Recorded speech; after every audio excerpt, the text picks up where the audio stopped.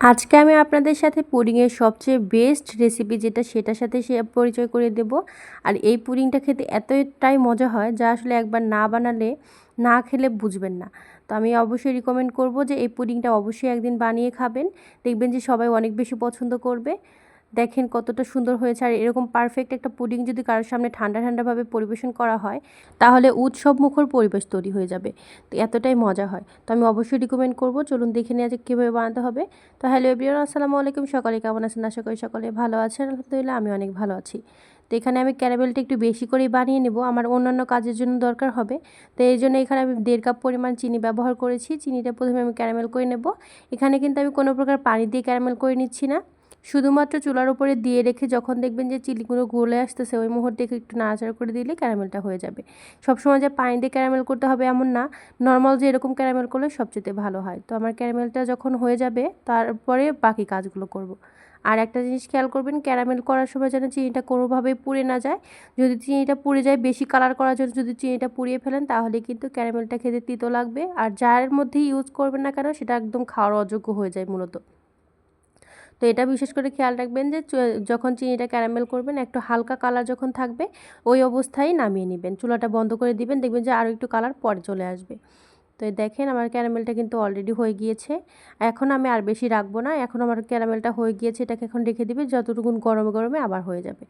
তো এখানে আমি নিয়ে নিয়েছি বড় একটা আইসের একটা টুকরো। এই আইসটাকে আমি মূলত বাটির মধ্যে দিয়ে সেট করে নিয়েছিলাম বাটির শেপ দেওয়ার জন্য। তারপর যে ক্যারামেলটা করলাম সেই ক্যারামেলটা অল্প অল্প করে দিয়ে এই আইসের উপর দিয়ে দেবো একটা বাটি শেপের একটা ইয়া হওয়ার জন্য, ক্যারামেলের যে গ্লাস একটা ওইটা হওয়ার জন্য দিব আর কি। তো বাসায় এরকম করে যদি সার্ভ করেন দেখবেন যে অনেক মাঝে মাঝে একটু ইউনিকভাবে সার্ভ করলে দেখবেন যে অনেক বেশি পছন্দ করবে। গায়ে হলুদ হোক আর বিয়ের অনুষ্ঠান যে অনুষ্ঠানই হোক না কেন এরকম করে ক্যারামেলটা অবশ্যই একবার বানিয়ে দেখবেন। তো আমার ক্যারামেলটা এরকম করে দেওয়া হয়ে গিয়েছে। এখন আমি সুন্দর সুন্দর করে সাইড দিয়ে বাটির আকার করে সুন্দর করে সাইড দিয়ে দিব। আর এটা কিন্তু খোলা কিন্তু অনেক কঠিন না, হ্যাঁ, এটা করে দিয়ে দিবেন। দিয়ে দেওয়ার পর যখন কিছুক্ষণ রেখে দিবেন, হাত দিয়ে সুন্দর করে হালকা আলতো হাতে যখন ধরে উপরের দিকে টান দিবেন দেখবেন যে সুন্দর করে উঠে আসতেছে। তো এটা আবার ভয় পাবেন না যে এটা এরকম করে দিলে উঠাবো কীভাবে, উঠলে কেমন হবে, ভেঙে যাবে কি না। তো একটু আলতো হাতে সুন্দর করে উঠিয়ে নিলে হয়ে যাবে। তো আমার কিন্তু ক্যারামেলগুলো আমি একদম সাইড দিয়ে দিচ্ছি যাতে করে একটু সুন্দর লাগে বেশি একদম। তো ক্যারামেল কেসটা কিন্তু হয়ে গিয়েছে, এখন এটাকে সাইডে রেখে দিব, রেখে দিয়ে বাটিতে ক্যারামেলটা সেট করে নেব। এখানে আমি একটা বাটি নিয়েছি, যে বাটিতে আমি আইসটা মূলত বানিয়েছিলাম সেই বাটিতেই আমি ক্যারামেলটা সেট করে নেব। আর দেখতে পাচ্ছেন ক্যারামেলটা কিন্তু অনেকটাই কালার হয়ে এসেছে, এটা কিন্তু পুড়ে যায়নি, এটা কিন্তু খেতে খারাপ লাগবে না, হ্যাঁ। তো যেহেতু আমি একটু হালকা অরেঞ্জ কালার আসার পরে রেখে দিয়েছিলাম, একটু হালকা তাপে তাপে বা গরমে গরমে এরকম কালারটা চলে এসেছে। তো এখানে আমি প্রায় 2 লিটারের পরিমাণ মতো দুধ নিয়েছিলাম, নিয়ে একটু কমিয়ে নিয়েছি, হ্যাঁ। এখানে কিন্তু আর অন্য কোনো কিছু ব্যবহার করা হয়নি, শুধু একটু ক্যারামেল করা চিনি ব্যবহার করা হয়েছে। আর একটুখানি হালকা একটু চিনি ব্যবহার করেছি, যতটুকুন টেস্ট দরকার হবে আর কি, আপনার পরিমাণ মতো চিনিটা ব্যবহার করে নিতে পারেন। তো এই যে দুধটা কিন্তু একদমই কমিয়ে নিতে হবে। দেখতে পাচ্ছেন এই যে একদম কমিয়ে নিয়ে আপনাদের যে আমি যে ক্যারামেলের যে কেসটা সেট করলাম সেটা যেন একটু কম হয়, উপর থেকে যেন দেওয়া যায়, যার কারণে এটা একটু কমিয়ে নিতে হবে। তো এখানে কিন্তু সেট হওয়ার জন্য কিন্তু আমি আরও কিছু ইনগ্রিডিয়েন্টস যোগ করব। তো দুধটা কিন্তু আমার কমে এসেছে। এরকম করে যদি এরকম দুধটা ঘন করে জাল করে যদি এরকম করে একদিন পুডিং বানান দেখবেন যে অনেক বেশি মজা হয়। আর দুধটা হালকা দিলে তো মজা লাগে, তবে যদি দুধটা একটু ঘন করে এরকম করে বানান তাহলে সেটার টেস্ট আরও বেড়ে যায়। তো দুধটাকে আমি এই মুহূর্তে কিন্তু চুলাটা বন্ধ করে দিয়েছি, দিয়ে দুধটা একটু ঠান্ডা করে নিব। দুধটা অবশ্যই ঠান্ডা করে নেওয়ার চেষ্টা করবেন। তাছাড়া যখন ডিমগুলো অ্যাড করবেন তখন কিন্তু ডিমটা আগে জমে যাওয়ার সম্ভাবনা থাকবে। এতে করে যখন পুডিংটা সেট করতে দিবেন পুডিংটা ভালোভাবে সেট হবে না, হ্যাঁ। তোমার দুধটা আমি প্রথমে আগে ঠান্ডা করে নেব।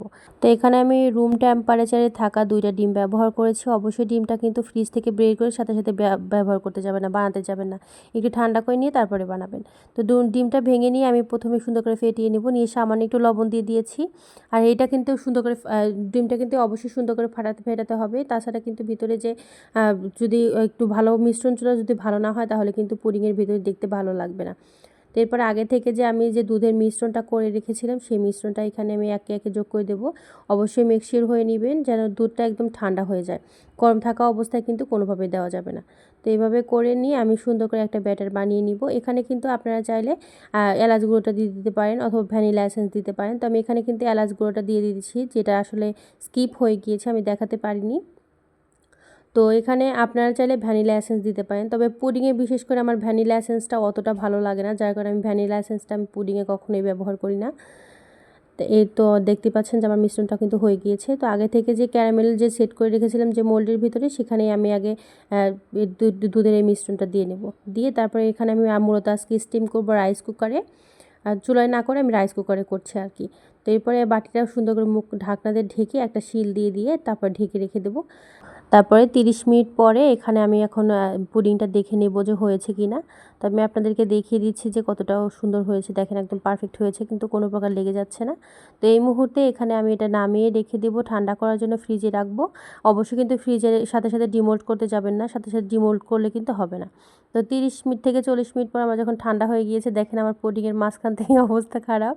তো আমার বাসায় একজন আছে যে আমার ভিডিওতে আমি কোনো কিছু বানালে আমার একদম পারফেক্টভাবে আমি কোনো কিছু ভিডিও নিতে পারি না, তার আগেই সে একদম লন্ডভন্ড করে দেওয়ার মতো সে আছে আর কি। সে আমাকে এটা দেখে খেয়ে এসে বলতেছিল, আম্মু আমি একটু টেস্ট করে দেখেছি কেমন হয়েছে, এখন আমি বের করে দেখি যে মাঝখান থেকে এভাবে খেয়েছে। তো এটাই আসলে ক্ষমার দৃষ্টিতে দেখবেন আপনারা। তো আমার পুডিংটা আমি ডিমোল্ড করে নেব, অবশ্যই কিন্তু ঠান্ডা হওয়ার পর ডিমোল্ড করবেন, তাহলে এরকম পারফেক্ট হবে। তো আমার মনে হচ্ছিলো প্লেটের কালারটা ভালো হয়নি, তো আমি প্লেটের কালারটা চেঞ্জ করে নেব। তার আগে এখানে যে আইসের যে ইয়াটা দিয়ে রেখেছিলাম, দেখেন হাত দেওয়ার সাথে সাথে কত সুন্দর করে উঠে যাচ্ছে। এরকম করে কিন্তু আপনার হালকা আলতো হাতে যদি ধরেন, দেখবেন যে খুব সুন্দর করে উঠে যাচ্ছে। তো এখানে আমি প্লেটটাও চেঞ্জ করে নিয়ে এটাকে সেট করতে দিয়ে নেব। দেখেন কতটা সুন্দর হয়েছে। বাসায় যদি কখনো এরকম মেহমান আত্মীয়স্বজন বিয়ে অনুষ্ঠানে যদি এরকম করে বানান, দেখবেন সবার দৃষ্টি আকর্ষণ করবে এটাই। আমার মনে হচ্ছিলো যে এটা আমি খাবো না, এটা আমি সুন্দর করে সাজিয়ে রেখে দেবো, এরকম মনে হচ্ছিলো। তো দেখেন আমার তো সাজিয়ে রাখার উপায় নাই, এই যে সাইড থেকে এসে দিয়েছে ভেঙে, আমি পুরো শটটাও উপর থেকে নিতে পারিনি। আমার মনে হচ্ছিলো যে উপর থেকে একটা ক্লোজ শট নিব, কিন্তু তার আগেই সে এসে হাত দিয়ে ভেঙে দিল। আর কি করা, কোনো উপায় নাই। তো দেখেন কতটা সুন্দর হয়েছে। বাসায় এরকম করে পুডিং অবশ্যই একদিন বানিয়ে খাবেন। তো ভিডিওটা আমি আর বেশি বড় করব না। যারা আমার ভিডিওতে দেখছেন তারা অবশ্যই একটা লাইক এবং একটা কমেন্ট করে দিয়ে আমার চ্যানেলটাকে সাবস্ক্রাইব করে দিবেন। অনেকে আছেন যারা ভিডিও দেখেন কিন্তু কোনো প্রকার লাইক কমেন্ট করেন না, তাদেরকে অবশ্যই বলবো একটা লাইক এবং একটা কমেন্ট করে দিতে, এবং পাশে থাকা বেল আইকনে চাপ দিয়ে দিবেন, যাতে করে নতুন নতুন ভিডিও আপলোড করার সাথে সাথে সবার আগে নোটিফিকেশন পেয়ে যান এবং ভিডিও দেখতে পারেন সকলের আগে। তো সকলে ভালো থাকবেন, সুস্থ থাকবেন। দেখা হবে রান্নার আরও একটা ভিডিও নিয়ে। আসসালামু আলাইকুম।